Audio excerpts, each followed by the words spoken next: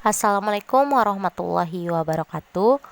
Perkenalkan kami dari kelompok 4 kelas manajemen 2F dengan anggota 1 Aida Rodiah, 2 Diah Ayu Anggraini, 3 Egin Nugraha, 4 Ira Cahyaningsih, 5 Muhammad Fikri Harun, dan 6 Rimayanti.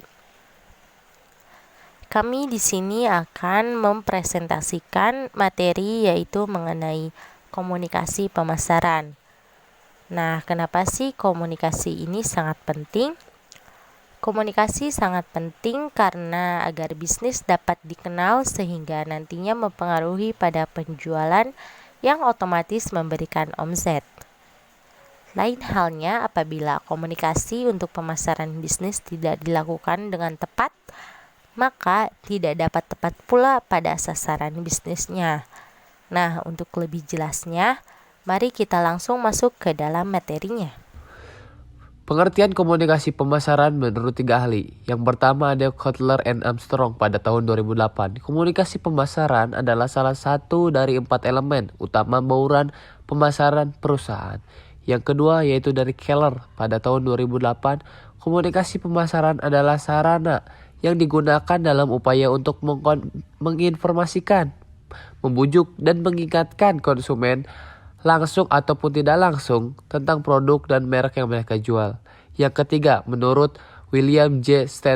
Stanton pada tahun 1997, menggunakan istilah komunikasi pemasaran dengan istilah promosi, yaitu adalah salah satu dalam bauran pemasaran yang digunakan untuk memberitahu, membujuk, mengingatkan tentang produk perusahaan. Proses komunikasi pemasaran.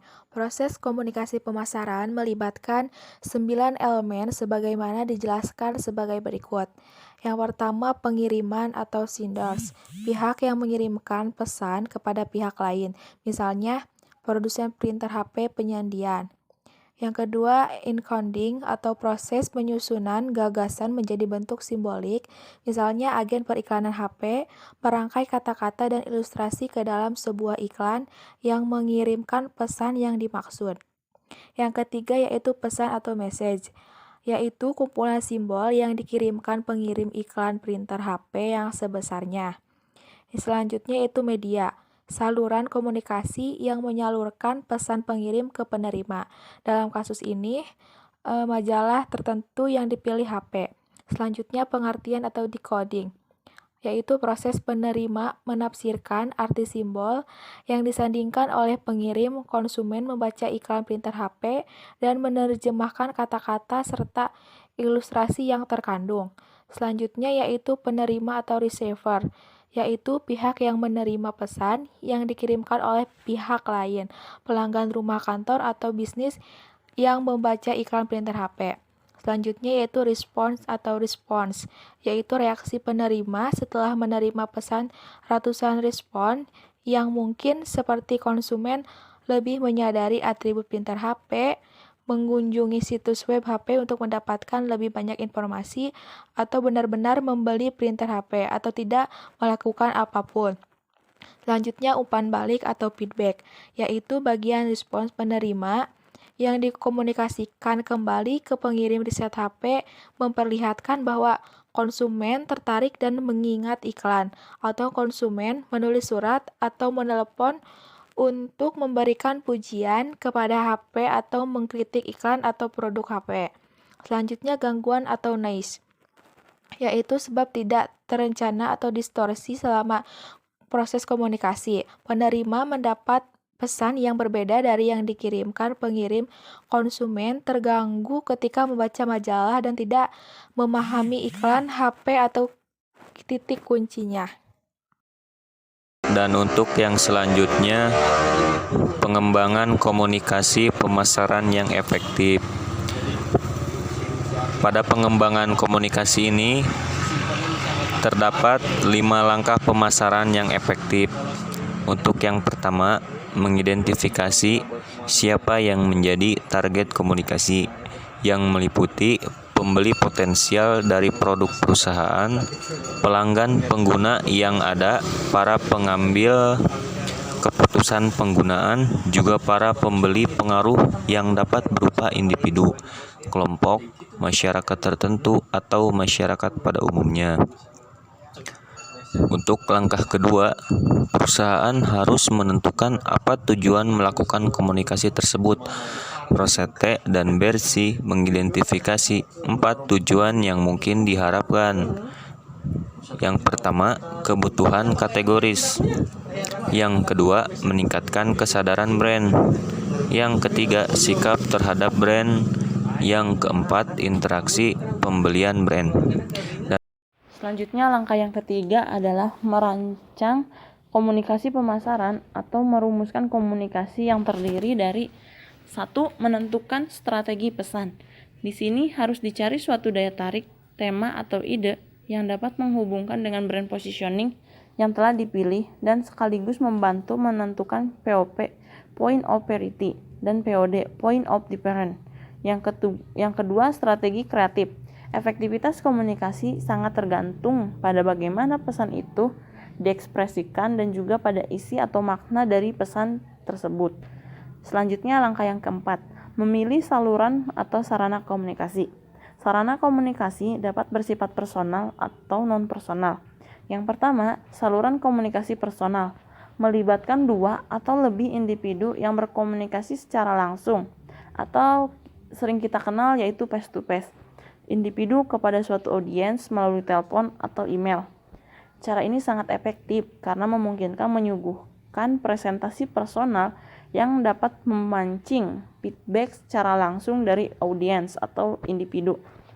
Yang kedua, komunikasi secara non-personal. Di sini komunikasi tersebut diarahkan kepada lebih dari satu individu atau audiens dan termasuk di dalamnya komunikasi melalui media, promosi penjualan, berbagai peristiwa, dan publisitas. Yang pertama, komunikasi melalui media. Media penyiaran contohnya seperti broadcast, jaringan media contohnya seperti telepon, kabel, dan satelit, media elektronik contohnya audio tip, video tip, CD-ROM, dan website, dan display media contohnya seperti billboard dan poster. Yang kedua, komunikasi melalui promosi penjualan.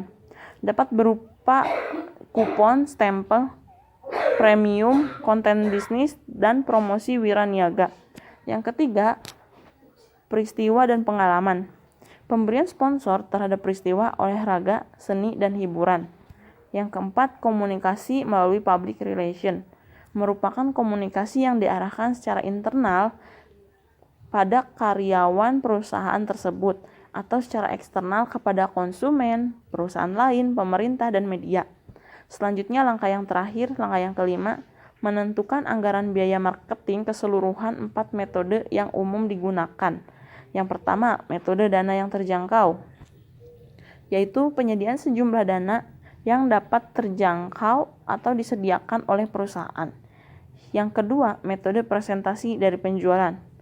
Presentasi tertentu ditentukan sebelumnya dikalikan jumlah penjualan yang diharapkan. Yang ketiga, metode kesetaraan kompetitif. Di sini anggaran promosi disertakan dengan apa yang dilakukan oleh perusahaan pesaingnya.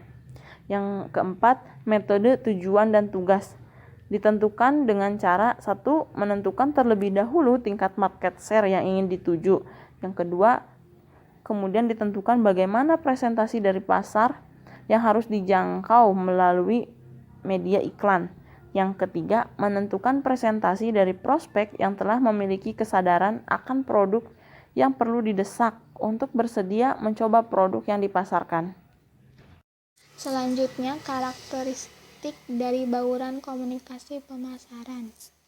A. Iklan. Iklan dapat digunakan untuk membangun citra jangka panjang bagi suatu produk atau memicu penjualan yang cepat.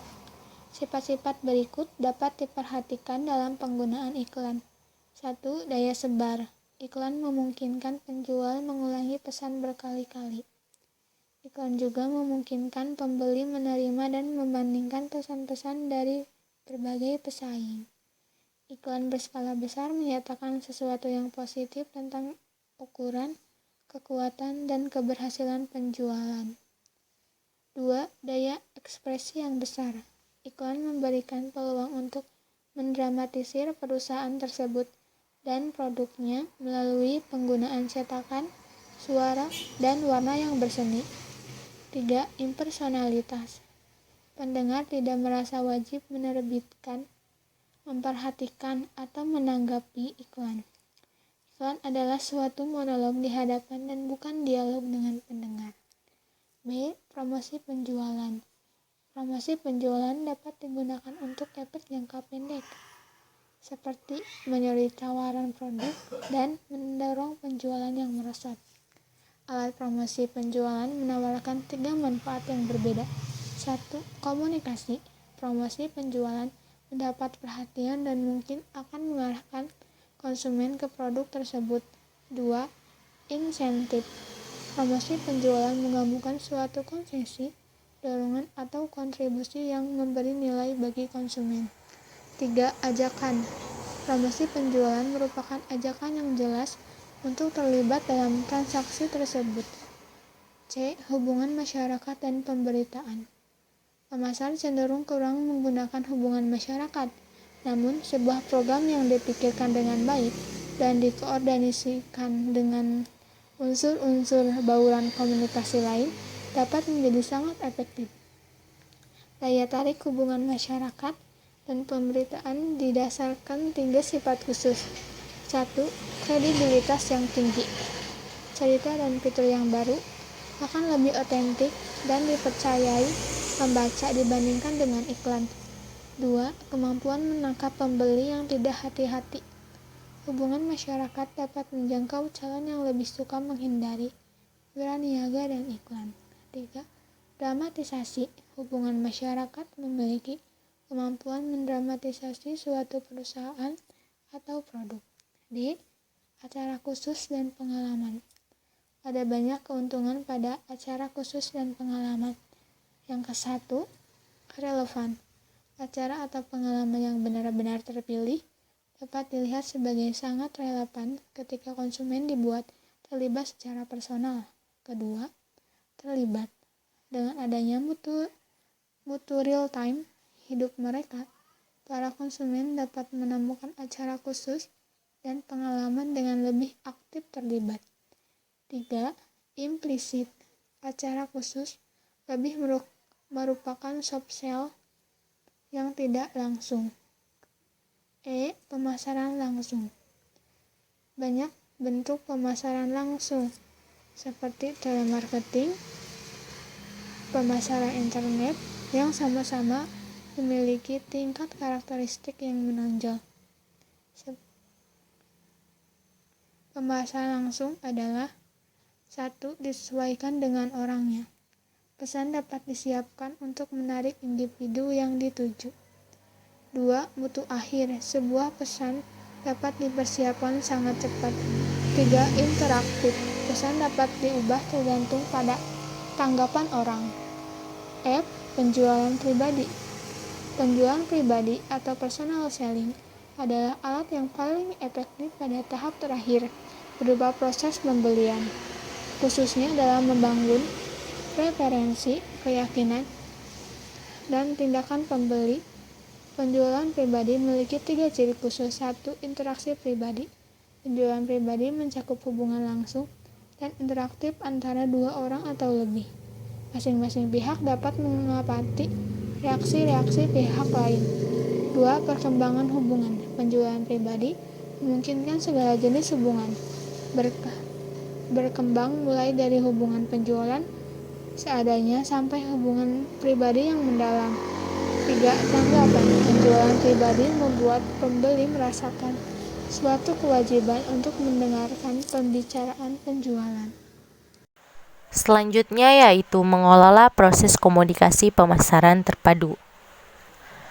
Sebagaimana didefinisikan oleh American Association of Advertising Agencies, komunikasi pemasaran terpadu atau Integrated Marketing Communication adalah konsep perencanaan komunikasi pemasaran yang mengakui nilai tambah suatu rencana yang komprehensif.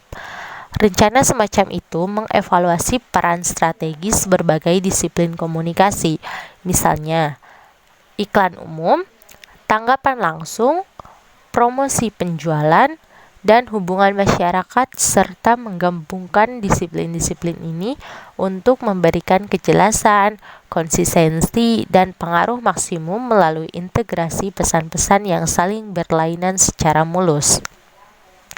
Sayangnya, banyak perusahaan masih mengandalkan satu atau dua alat komunikasi.